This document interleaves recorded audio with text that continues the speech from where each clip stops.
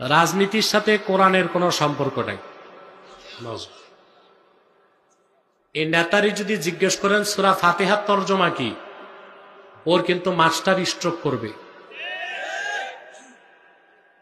সূরা ফাতিহার তরজমা যে জানে না, এ কেমনে বুঝবে কোরআনে রাজনীতি আছে না নাই?